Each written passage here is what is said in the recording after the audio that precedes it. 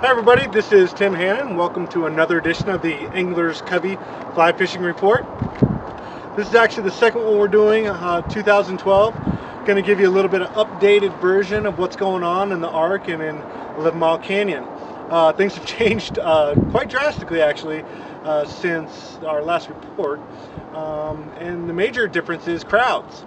A lot of people are fishing down there. It's beautiful down there. I mean, today it's 65 degrees. It's one of those magical days that would be awesome for fishing in January. So you can imagine that it brings a lot of crowds.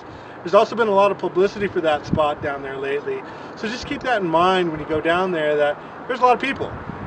If you walk, you'll find your own piece of great water, but you definitely have to pay your dues down there right now to get into that water. Once you do find that water, normal stuff is going to work for you. Actually, we're fishing with a lot of stuff now and producing results. Still fishing streamers really well. I caught a great brownie on just a normal olive and black woolly booger down there just the other day. Eggs patterns, bead-headed prince nymphs. Purple's actually a great pattern, or great color right now down there. And then of course little stuff, little betas, little RS2s. Get as little as possible. Some great ideas would be like the Mojo Midge. Definitely fishing with a bubble back. Even some of Gunkel's patterns are great to use right now. 11 Mile is also fishing with a lot of crowds. So be wary of that. On a day like today, I can imagine that if people were to be able to get off work, then there'd be a lot of people up there. The other big obstacle up there is you have about 2 miles of water to fish.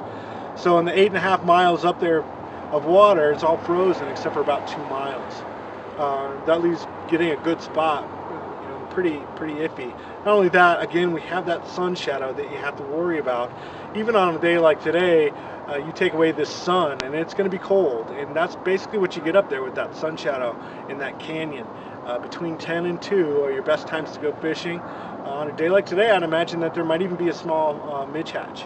So definitely go armed with little stuff, egg patterns, and I think one of the things we're really encouraging people right now is to get out and find different water. Get out there and find some water that you might not have ever tried before or explored before. Look at like Fountain Creek. There is no ice on Fountain Creek right now, and I imagine that when you find the fish, you'll find a bunch of them. Fountain Creek isn't one of those things that I encourage for everybody, but you just go find your own little piece of water that you've never fished before. You've always wondered if there's fish in there. Go check out 4 Mile Creek, see if it's not frozen. Go check out Grape Creek. See if these little places are great. They can be a little bit warmer, and it really gives you an opportunity to be fishing in these winter months, like on a great day like today. The rest of this report is going to revolve around the best of 2011.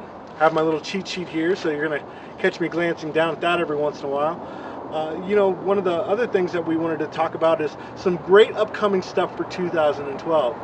We picked this time to do this because right now you're starting to see all the shows, the ISE up in Denver and the fly fishing show up in Denver, which oddly are in the same time period, competing against one another. But you definitely go up there this weekend and check that out in Denver. Before we get into the best of 2011, I also wanted to remind you guys that on the 20th, I think it's the 20th, there's the fishing tournament down in Pueblo. If there's ever a time that I would encourage you not to go fish Pueblo, it would be for that tournament. That tournament brings a lot of fundraising for that water, brings a lot of notoriety to that water. Might be a great time to go down there and just watch some guys fish and see how they do things. But the biggest thing that we want to try to avoid is getting in there and trying to mix it up with those guys. Some of them actually make their living doing these tournaments, and it would be a shame for us to get in there and stake a piece of water. They are allotted these beats, these different beats, before the tournament even begins, and if there's 10 people fishing their beat, there's nothing they can do about it. So just keep that in mind for that weekend, that you're not really getting out there and competing with them while they're competing against each other.